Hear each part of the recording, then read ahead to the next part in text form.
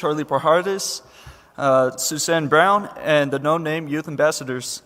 They'll be presenting today about public outreach, but better.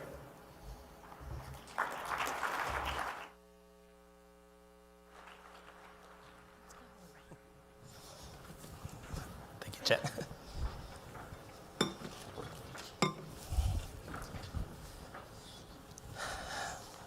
Good afternoon, everybody.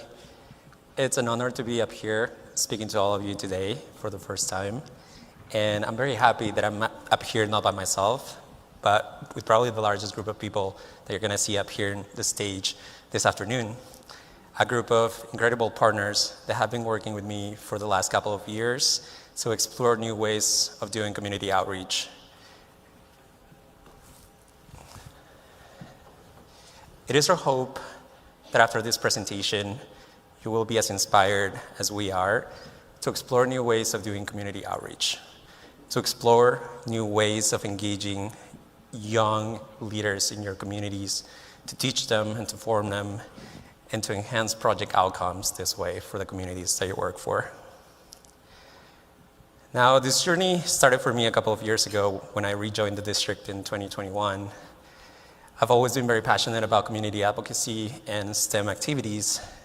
And so, like many of you, I had already heard about the 5-Point Youth Ambassadors, an amazing group of kids that brought tremendous success with their St. Charles Place Park project in Denver, a group of teenagers that were united by passion and by a common goal to create a place in their communities where they could gather, a place that they could feel proud of, and that would make a long-lasting impact in their community.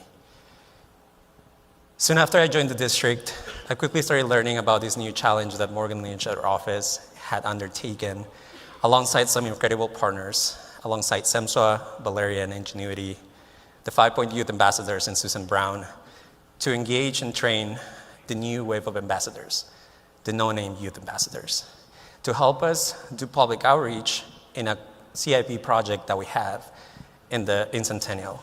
Now, this project, it's bounded by a high school and a middle school, and it's sandwiched in between very developed communities. And so coming up with the right approach for community engagement was pretty crucial.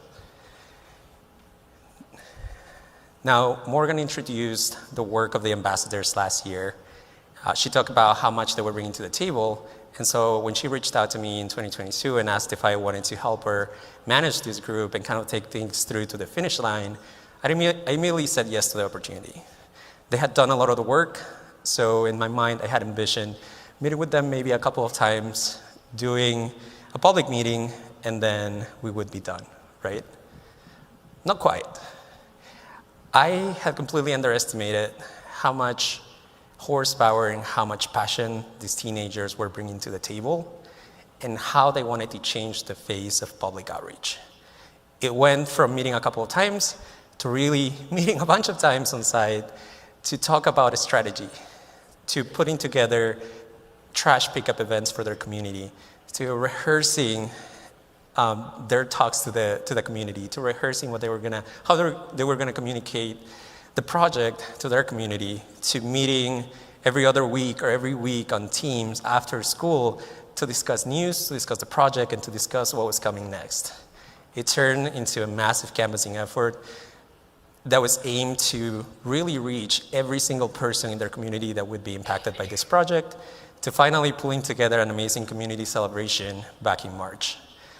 Now, this is just the tip of the iceberg, but before we get into the fun part, I want to make sure that we all understand the why. Why are we doing this? Why are we spending more time and effort and money engaging with youth groups to help us do something that we've been doing for many years, right? We've all been doing community outreach for a long time. And I think it all goes back to this. Now, you've seen this graphic a couple of times today, but it talks about the 5 elements in our urban stream framework. And I want to highlight this piece of it because it's very important, our community values. Understanding our community values and our needs is pretty important.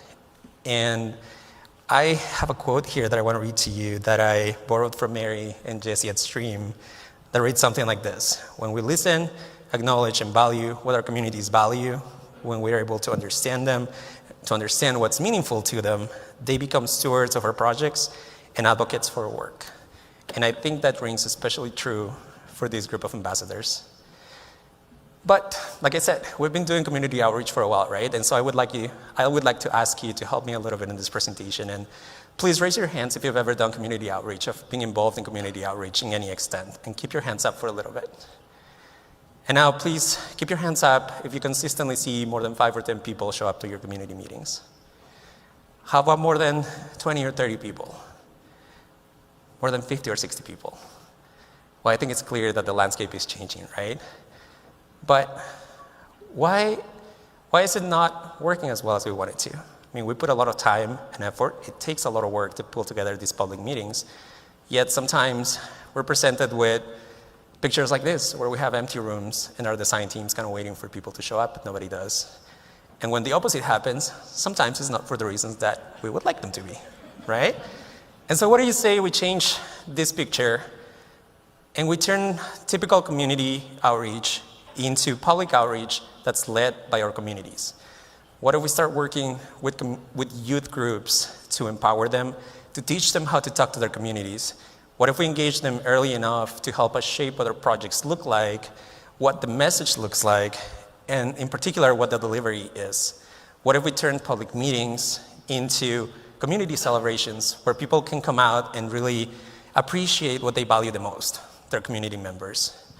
What if we turn these spaces into celebrations where people can bring their families and spend a nice day out learning about our projects, but also having fun? What if we turn this into a safe space where they can share their concerns, where they can share their ideas, and where everybody's just happy to talk to one another? A lot of this happened during this effort, but I'm probably not the best one to tell you about it. And that's why the ambassadors are here with me, because I want them to tell you what their journey was like, what they learned with this community outreach effort, and how we can all apply it to our projects. So please help me welcome the non-named youth ambassadors.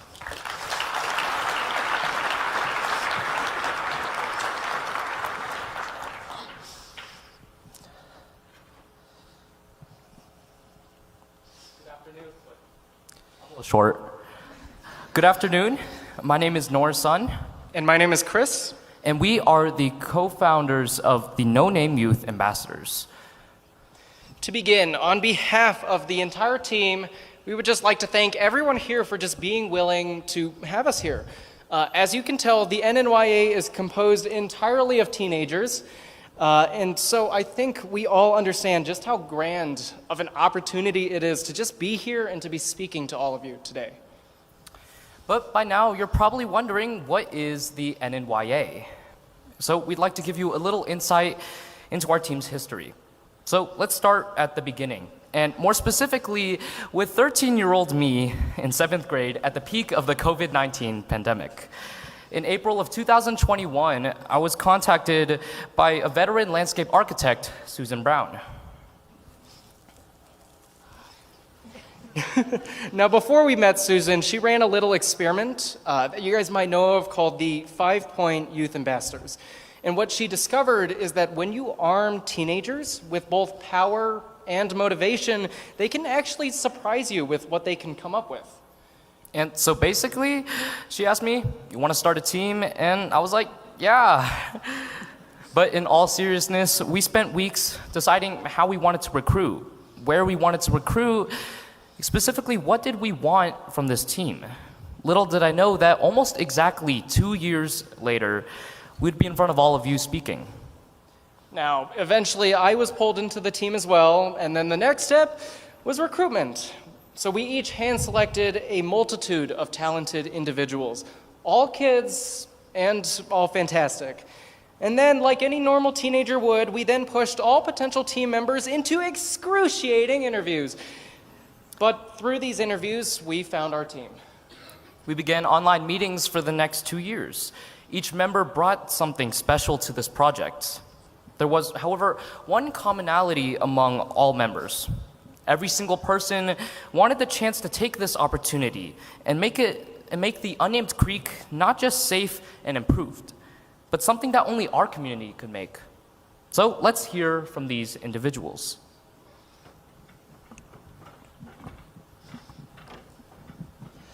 Hello, I'm Preston, And I'm Janie. and we covered a lot of the branding for NNYA. Now, branding doesn't usually jump out as an immediate top priority for groups like ours, but an issue arose in that we were trying to define the mysterious, nebulous group that is teenagers. Branding for us became a key moment in establishing our identity, the cross-section between professionalism and a healthy dose of lightheartedness. Now, we already have a pretty unique name being called No Name Youth Ambassadors, but we knew we would still have to have a logo to represent our group when other people who had not heard of us would be able to recognize us. And so I began first thing on deciding a logo for the team. Now, even though I was designing the logo, I made sure to involve the opinions of every other group member simply because we wanted this logo to represent our group and our values. And so whether it was the first iterations to the color of the font and the type of font and the actual final product, but the colors of the logo itself. We voted through this the entire way through just so we can get a logo that we felt represented us as a group. Yeah, and after Janie finished the logo, I worked on developing a couple of introductory videos to our group, the project, and even some interviews. The videos acted as a nice way for us to provide a lot of information in a consumable form, but I also really wanted to try to portray the core aspects and aesthetics of our groups through unorthodox editing techniques, creative sequences, and a playful tone that hopefully highlights the tight-knit, unconventional nature of our group. Just as Preston took the initiative to create a video that presented the values of our group, over the summer I took the initiative to take our branding one step further and create a website for the group. Now, I really don't have experience in website design, but I wanted to learn and grow my skills so I could help advertise No Name Youth Ambassadors to people just worldwide. And this website features an accumulation of all of the branding we've had until this point, whether it's our flyers, our Instagram, Preston's video, and of course, it features us, our beautiful faces on it. And with all this, that really marked the true birth of NNYA's identity.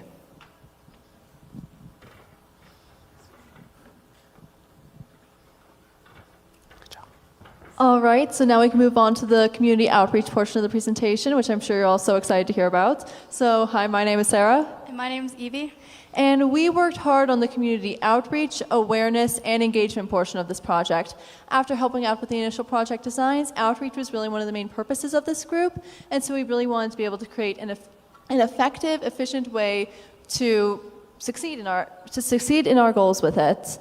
And as a youth group, we were put in the unique position to not only be able to have an impact, but to engage in our community through a multitude of various methods. We knew we had to communicate and update the community about the changes being made in their own backyards. And to do this, we decided the best and most efficient way was through social media.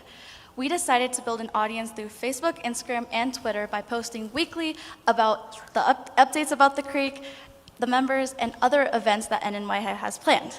Now, for the interaction portion of this presentation, everyone please take out your phones. Go to Instagram, Facebook, or Twitter. No Name Youth Ambassadors on Facebook, NNYA_CO on Instagram and Twitter. There's a big button that says follow. You all should hit it. Continuing on, we knew this was extremely valuable for the project to get immediate and direct feedback from the community themselves. We knew we wanted a wide range of people and not just the homeowners. We decided Facebook would be a great opportunity to reach an older demographic, and by using Instagram and YouTube, we'll reach a younger audience. We tried other applications like Nextdoor, but we found it had very limited benefit, and there was a lot of surrounding complications with surrounding residencies. However, experimenting with different social media platforms and techniques helped us figure out the best and most efficient way to give information out about the project to the demographic we were looking for. In addition to connecting over social media and internet correspondences, one of the most important parts for our group was the opportunity to get information out to the community and interact with them face-to-face. One way we did this was through door-to-door canvassing. The first time we went door-to-door canvassing was way back in March of 2022 to get in contact with the 5 residences that were directly impacted by the trail realignments. For this, we were in the first iterations of a general flyer, but we also made a detailed, personalized flyer for the residences in order for them to get as much accurate information about how this would affect them as possible. However, this expedition had a limited amount of success, as while flyers were left, we weren't able to get in contact with any of the residences directly. This gave us a direction to go for future outreach. Continuing on, in the summer of 2022, we decided that we wanted to try canvassing again. And this time we were expanding our efforts to include all of the surrounding neighborhoods, or really the direct surrounding neighborhood that is next to the creek and the schools. So however, we knew that we needed to have a different approach than we took last time in order to have success.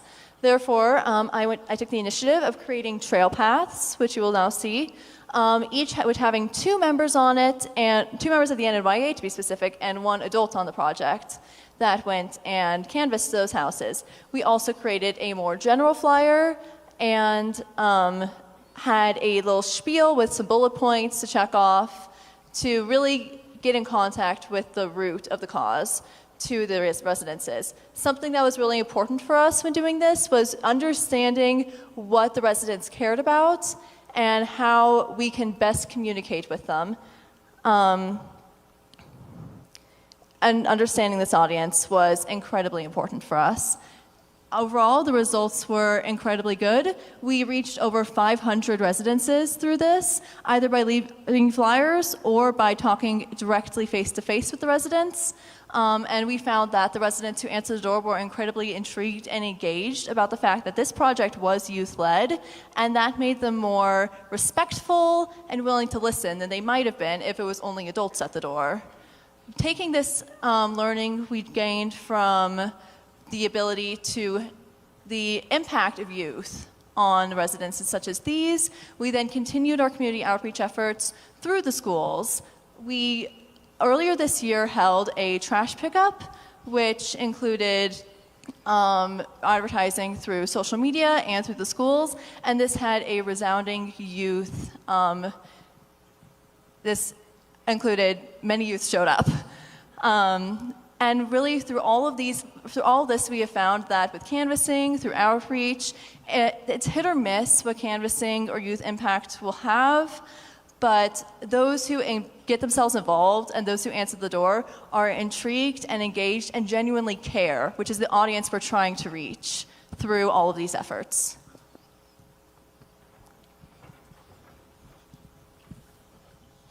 Hi everyone, my name is Gibson. And I'm Brandon. And we got the privilege to work with Eagle Crest High School, Cherokee Trail High School, Thunder Ridge Middle School, and Antelope Ridge Elementary School. Brandon and I started first by working together to get communication rolling with Eagle Crest. For such a project, we wanted to make sure that not only we were communicating with the community, but also the nearby schools that would be affected by the renovations.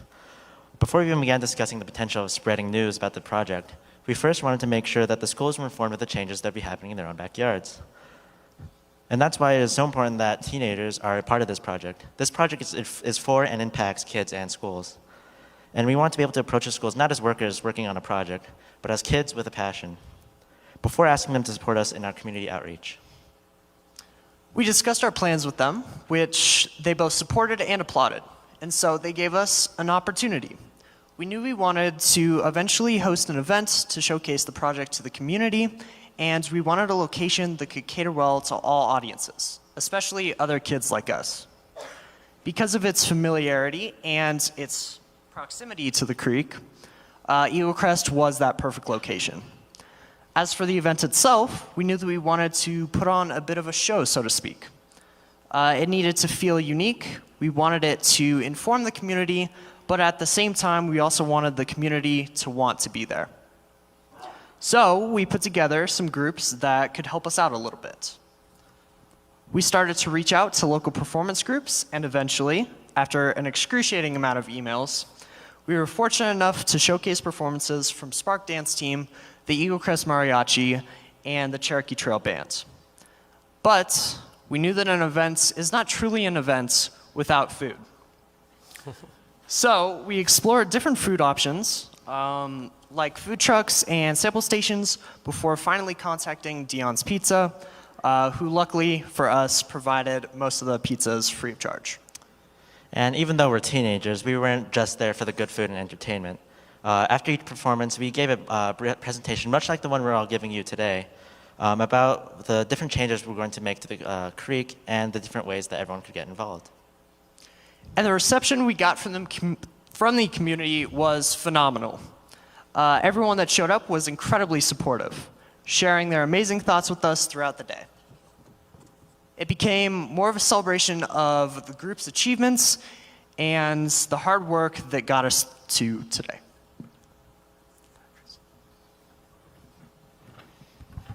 And now we're here. We're standing here in front of you guys, thank you again, with 2 years worth of efforts summed up in about 10 minutes. And now, our group, we finally have a chance to look back on everything we've done, everything we've learned, and most importantly, everything that our community now has. And that is why. That's the importance of having youth in a project like this. The creek sits near 3 schools, filled with students of all ages. For this project, it was almost necessary to have youth representation. In the span of 2 years, we not only fulfilled the project's basic requirements, but we also created a team in the process. The Unnamed Creek Restoration Project is now in fruition, but so is the NNYA, with a full website, social media, and branding material.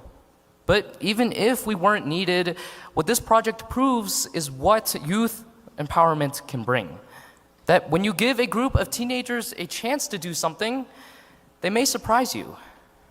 And we saw this at the community meeting, which, looking back, was pretty successful. In total, through all our presentations and performances, we had just about, if not over, 100 people at the event. During the event, some people came to share their thoughts about the creek.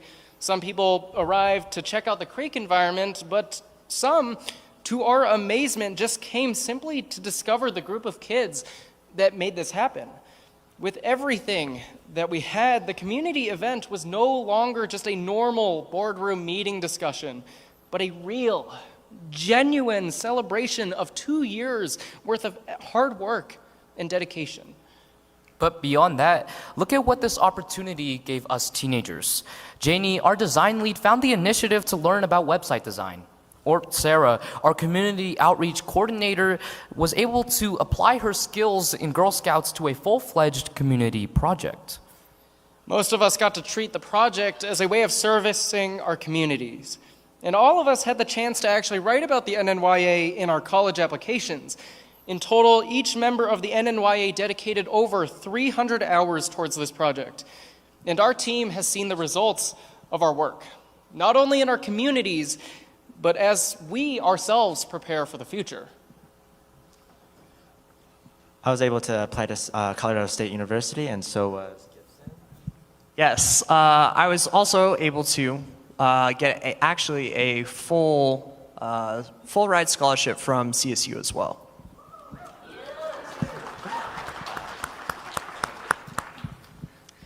I was able to gain music scholarships to the University of Northern Colorado, the University of Oregon, and Case Western Reserve.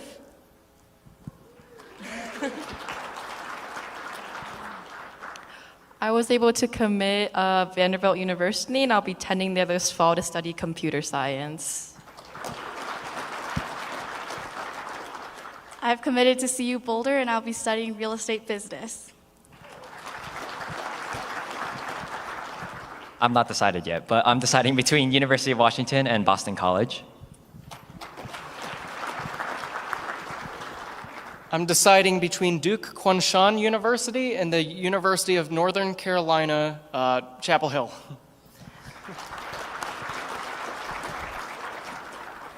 And I am still in high school.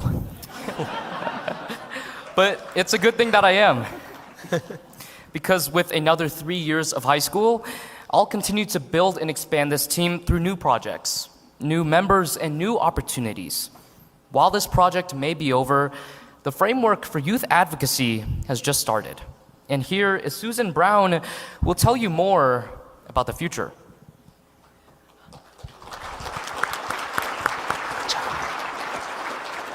So for those of you who have been around a while, I think it was 8 years ago that we started the 5 Points Youth Ambassador Program just to see if we could find a more effective way to do community outreach. And they were phenomenal. They were a great group of kids. It was a great project. It was an urban project, a park in their own neighborhood. And they made things happen. They found $1.5 million to build the park. And we wondered, a lot of people wondered, could we ever replicate that? Could we ever have another group of kids in a different scenario that would work as well as that group of kids did? Well, okay, so now you're here today and you see that our suburban reclamation project on a stream is equally successful. The youth are, again, phenomenal. Who knew that there were all these people out there that we should have been talking to for so long?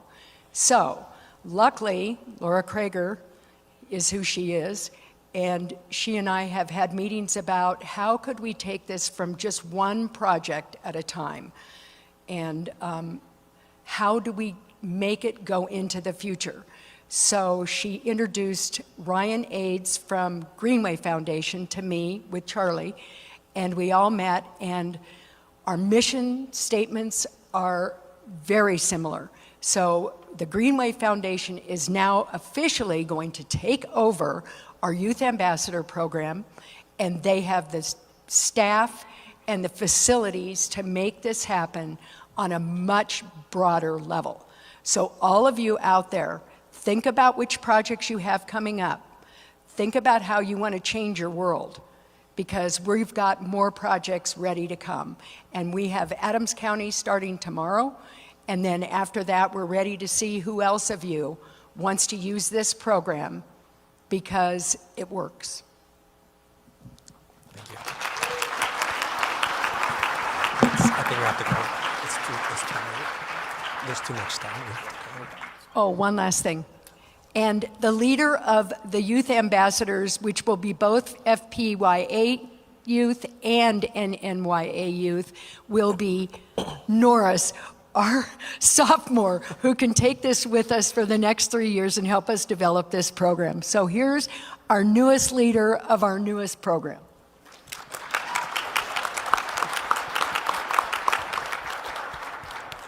Yeah, hi. I didn't know she was going to do that. So, yes, I will be leading. I am currently a freshman, and so I have a while.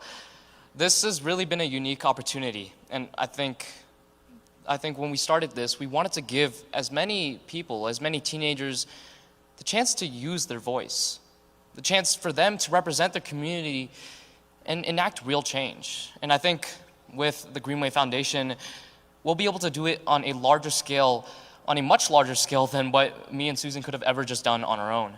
And I think giving every teenager the shot to do something special for the community, well, it's special. So thank you.